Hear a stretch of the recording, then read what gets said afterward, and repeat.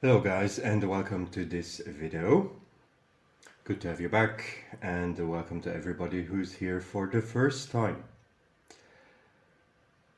Today I would like to make a short video about, or I don't know if it'll be short, probably not, but I would like to talk about dog communication. And this is actually the second time that I have to record this, because the first time I recorded it, which was about an hour ago, there was just so much dog barking in the background going on that the recording was just not usable. So how fitting. Now I would like to talk about this topic a little bit, because the communication is always one of the arguments that dog owners use to justify the barking, because they always say that, yeah, you know, that the dogs, they need to communicate with each other, and that's how they communicate. So let's go a little bit into that topic. Actually, I'm also interested personally in that topic because I did 3 years of linguistics at university. So yeah, I am interested in linguistics, and I mean, I'm not a professional linguist, but I know one or two things about it, and let's just look at it from a linguistic point of view. And I thought in order to do that, we might actually first look at another type of animal that uses communication or sounds to communicate, and that is whales. So I have an article here by the National Ocean Service from the United States. So this is the website that you can look it up if you would like to. It's a short article, but it's pretty good. So why do whales make sounds? And then we can compare that to the dogs making sounds. So, whales make noise to communicate, locate food, and find each other. Whales are very social creatures that travel in groups called pods. They use a variety of noises to communicate and socialize with each other. The three main types of sounds made by whales are clicks, whistles, and pulsed calls. So just note that these three types of sounds, clicks, whistles, and pulse calls, that is already more than dogs can actually do. So clicks are believed to be for navigation and identifying physical surroundings. When the sound waves bounce off of an object, they return to the whale, allowing the whale to identify the shape of the object. Clicks can even help to differentiate between friendly creatures and predators. Clicks have also been observed during social interactions, suggesting they may also have a communicative function. So, if you are a little bit into technical stuff, you have of course noticed that this is a description of sonar. So this is what submarines use, for instance, or other animals as well. For instance, bats, they also use sonar to kind of map their surroundings and to locate prey. And that of course makes sense for animals that cannot use their eyesight or not rely on their eyesight. The bats, of course, because bats are nocturnal and in the darkness their eyesight would not help them much. And whales, because they often dive pretty deep, and like the light conditions there are just not suitable for using eyesight, so they have to rely on other means. Alright, let's go on. Whistles and pulsed calls are used during social activities. Pulsed calls are more frequent and sound like squeaks, screams, and squawks to the human ear. Differing vocal dialects have been found to exist between different pods within the same whale population. This is most likely so that whales can differentiate between whales within their pods and strangers. Now that is again something that dogs actually do not have. So they do not have a particular dialect in their different packs. So what they use to differentiate between pack members and non-pack members is usually the smell or just the way they look, like the other dogs look. But this does not really apply in our case, and I can tell you why. Because in our human surroundings, the dogs are sitting in their respective yards anyway. So I'm not really going into the body language of dogs here, because that doesn't play any role in our case. The dogs cannot see each other anyway. They're sitting in their separate yards, you know, behind gates or fences. And like here, the dogs that are 100 meters away from each other, they cannot see each other anyway. So we don't really have to go into any kind of body language. But let's go on. Whales also use their tails and fins to make loud slapping noises on the surface of the water to communicate non-verbally. The sound can be heard for hundreds of meters below the surface and may be a warning sign of aggression or a tool to scare schools of fish together, making them an easier meal. So this is something that is specific to whales, of course. Now this is like dogs do not have fins, and they cannot make sounds with their tails. So this is again a range of communication that falls away for dogs. So that's the article from the Oceanographic Institute here about the whale communication. Now let's have a look at another website that I've already used in other videos, which is PetKeen. So here's the website if you want to look at it, petkeen.com. How do dogs communicate with each other? So this is a recent article from April this year, written by somebody called Christine Hitchcock. Let's have a look at that.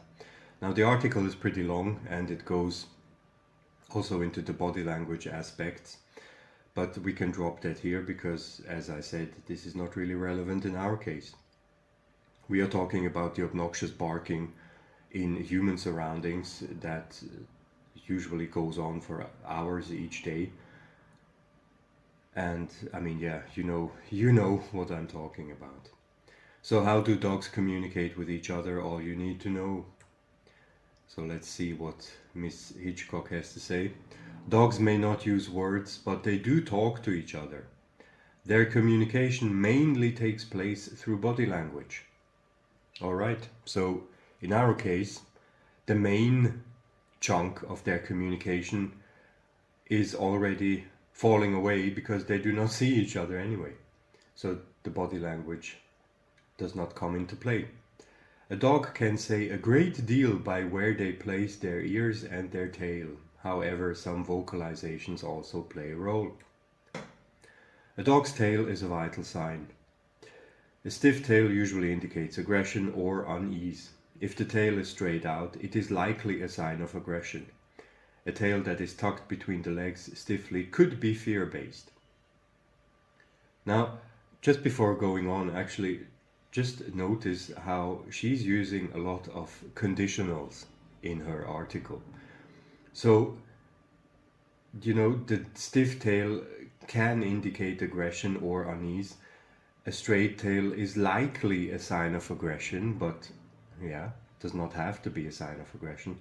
A tail that is tucked between the legs stiffly could be fear-based, but could also be something else. So she's using a lot of conditionals and subjunctives here. And in the end, yeah, I will just have to draw an inevitable conclusion, but we'll get to that later. Now, important here, just to be fair, I mean, she does say some good stuff here. A tail wagging doesn't necessarily mean that the dog is happy. Now, of course, we all know that. I mean, we all know that. How many videos have we seen of dogs tearing other animals apart, happily wagging their tails? Or dogs being aggressive, mauling people, and wagging their tails? But the tail wagging is always used by the dog nutters to, to say that, yeah, but the dog was not aggressive, it was wagging its tail, it was happy, it just wanted to play. And we all know that this is nonsense. And you can even read it on dog nutters websites that the tail wagging has nothing to do with the dog being harmless. But it just shows that the dog owners don't even look at their own websites. Or they look at the websites and then they just ignore the facts. But yeah, I mean, we all know that. Dogs may also wag their tails when they are insecure about the situation. Yeah, so when they're insecure about the situation, that's probably the first stage of becoming aggressive. When they're insecure, then yeah, they might actually resort to aggression in the end. So the tail wagging does just not mean anything. It can mean so many things that in the end you can actually not really say what it means. Dogs can also communicate through a range of vocal noises. These fall into two categories, long range and short range. This is similar to the vocalizations used by coyotes and wolves. Barking comes in many different forms. The canine may bark rapidly to indicate surprise or distress. Continuously slow barking is often more aggressive. The dog knows that the threat is there and they don't like it. Many dogs may happily bark as well, such as when they see someone they know. Growling is typically aggressive, but not always. So again, it is typically this, but not always. Many dogs may happily bark as well, but many dogs may not. Yeah, so again, this is wishy-washy. Yeah, it's very, you can just not really interpret anything in the end. Growling is typically aggressive, but not always. Yeah, and higher pitch growling may be a sign of surprise. Yeah, but it may be, but it doesn't have to be. It's closer to a yap than a deep growl.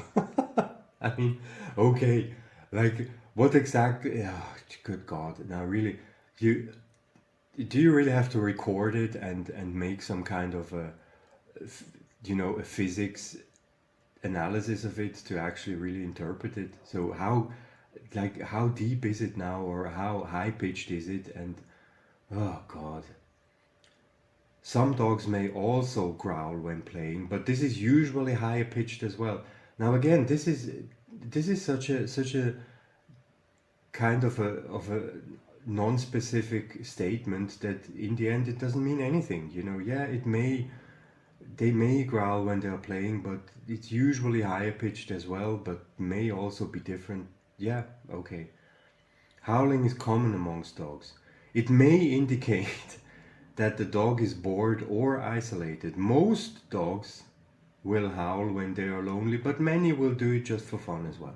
Okay, so look, the conclusion here that you can already come to is that it may be this, or it may be that, or it may be something completely different. You can just really not say it. And this is not from a website that is actually critical or kind of skeptical about the so-called sophisticated dog communication. This is from a dog nutter website, okay? So even they are not really able to say what it actually means. So you're not exactly in a good position here. But let's go on. Whines can mean all sorts of things. Okay, again, just a non-statement. People usually interpret them as being fearful, but they can also indicate something else. Yeah, sure. Maybe they're just reading poetry to each other. Oh, God help us, really. For instance, a low-pitched whimper may be a sign of excitement. I've never seen so many conditionals and so many subjunctives in any text I've ever read. Panting can be a way for dogs to regulate their body temperature. However, they may also do it when they are stressed or excited. All right. Yeah. Yeah. Okay. All right. So the conclusion here, from from a linguistic point of view, is that first of all, she went on in the beginning about how dogs have this amazing range of vocal communication, but then the amazing range that she's going on about is actually just in the single digit numbers. I mean, she mentions barking, which can be rapidly or slow. Then she mentions growling, howling, and whines. That's all there is. So this is not exactly very sophisticated or very complex. And this is not even coming close to any kind of human communication, even if you drop the language part. I mean, we can still communicate, with other means, with body language, or we can use our hands to communicate. Like, this is not even coming close to even sign language.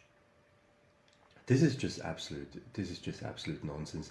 And then she even admits, not directly but implicitly, that this single digit number of means, or let's say parameters, that their communication has, can mean all sorts of things.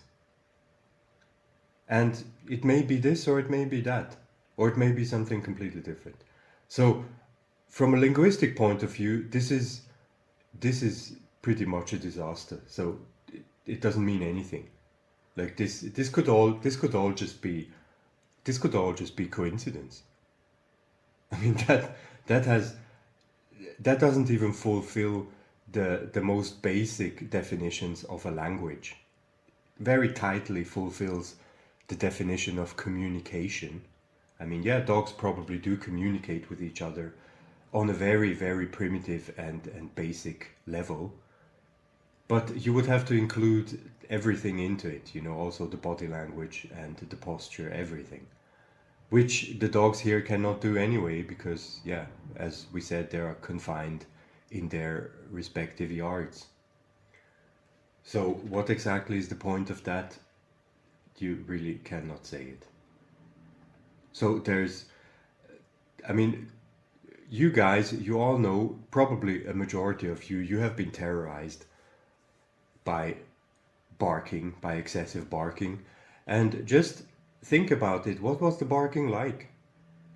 And I mean, here in our area here, you only hear two sorts of barking.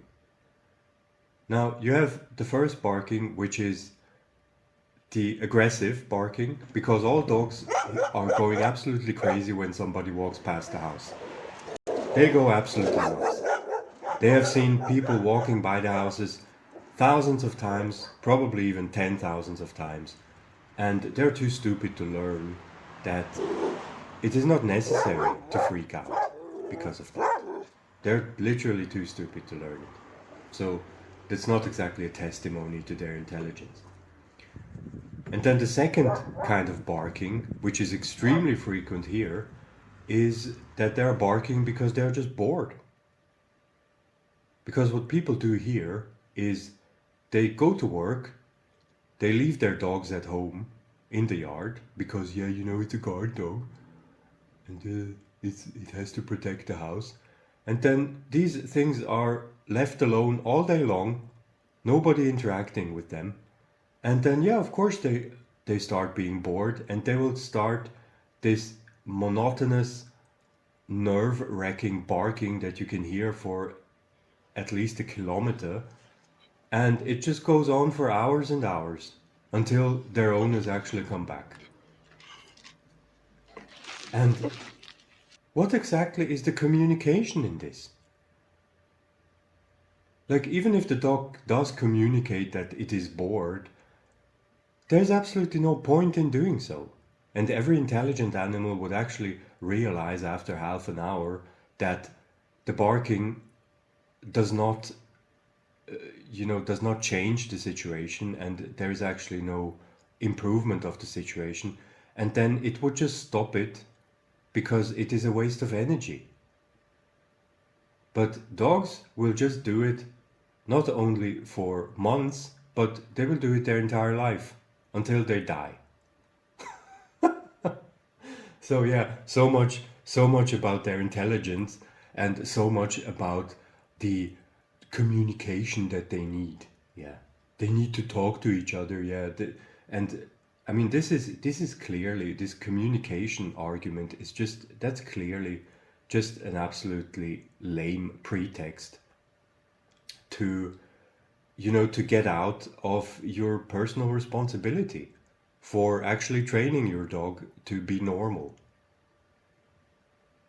So you will just say, yeah, that's just how they communicate, and they need to talk to each other, because they're reading poetry to each other, and they're reading the news to each other, so that you don't have to put in the effort to actually train your dog to behave normally, because no animal in nature is actually doing that. You are not going to find any animal in nature that will just uselessly waste its energy in making noise all day long with absolutely no result and no purpose. That's just so stupid. Ah, good God, really. And now, just to finish this video, let's have a look at the author of this article. Now, Miss Christine Hitchcock here. Now, first of all, I don't want to make fun of people's looks or their appearance, and I'm not making fun of her at all. I think the article she wrote, she put a lot of work into it, and she said 2 or 3 good things, definitely. Like, the thing about the tail wagging was absolutely necessary to say it, because apparently dog owners, at least 98% of them, are so stupid that they don't even know that the tail wagging does not mean that the dog is harmless. But anyway, I mean, look at her picture. Now, I mean, I really don't want to be abrasive, but I'm always a bit skeptical when I see articles written by people who look like they are 18 years old. Like, shouldn't such an article be written by somebody who is actually some kind of a professional? Like, I don't know, a biologist, a behaviorist, or yeah, whatever, somebody with a few years of professional experience under their belt. It's just, how does she want to be an expert on this topic? Like, even if she is a biology student, I mean, she still has no work experience. So what exactly, like, oh, good God, really? Like, why do these articles always have to be written by children? So that is the first point that actually makes me a bit skeptical. And then just read the about here. Kristen is passionate about helping pet parents. Oh God, pet parents, this word already. Pet parents create a fulfilling life with their pets by informing them on the latest scientific research and helping them choose the best products for their pets. She currently resides in Tennessee with 4 dogs, 3 cats, 2 fish, and a lizard. Though she has dreams of owning chickens one day. Oh boy. Now, so she has 4 dogs, 3 cats, 2 fish, and a lizard, and she wants to have chickens. Now, that actually, to me, that sounds like the first stage, or perhaps even the second stage, of an animal hoarder. And I'm actually perhaps going into that topic in another video, because I know an animal hoarder personally, which is a very sad case. And I'm not really sure if you should actually listen to animal or potential animal hoarders regarding how to, how to keep your pets, and about the behaviorism of pets. But hey, that's just me. And then another thing that irks me always a little bit is, I don't know if you have noticed that, but just go online and read any of these dog nutter articles, and you will notice that you will hardly ever find an article that actually names its sources at the end of the article. Like this article here as well, there are just no sources cited.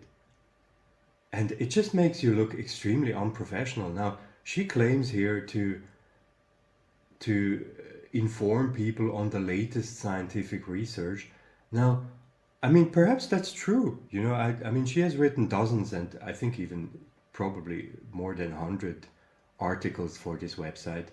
And yeah, probably she does use scientific articles for them. But why do you not just cite your sources? I mean, I just don't understand. Like, it makes you look so unprofessional. Like, it should, if you're so scientific as you claim, then it should be easy for you to just slap a few sources at the end of your article. But like all these dog nutter articles, they never go into any sources. And I find that actually a little bit suspicious.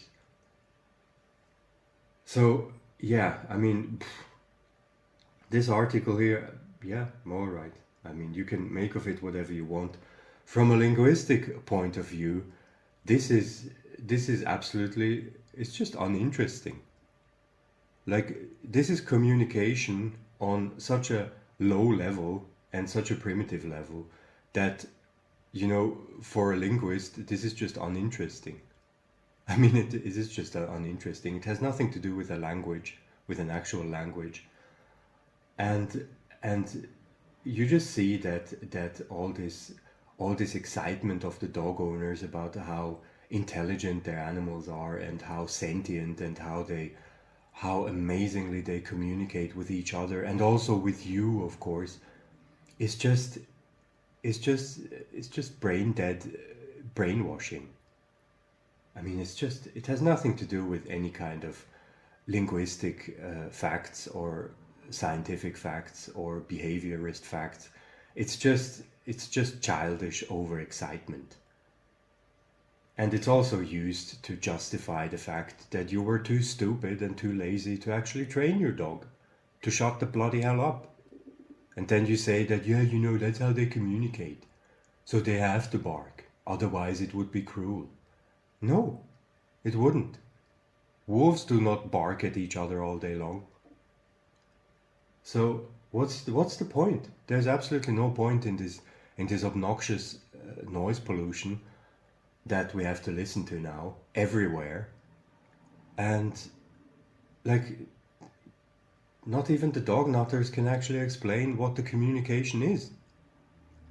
They're just using a lot of conditionals and subjunctives, and yeah, it may be this, but it may be also that, or it may be something completely different, or it may just not be communication at all, in my opinion.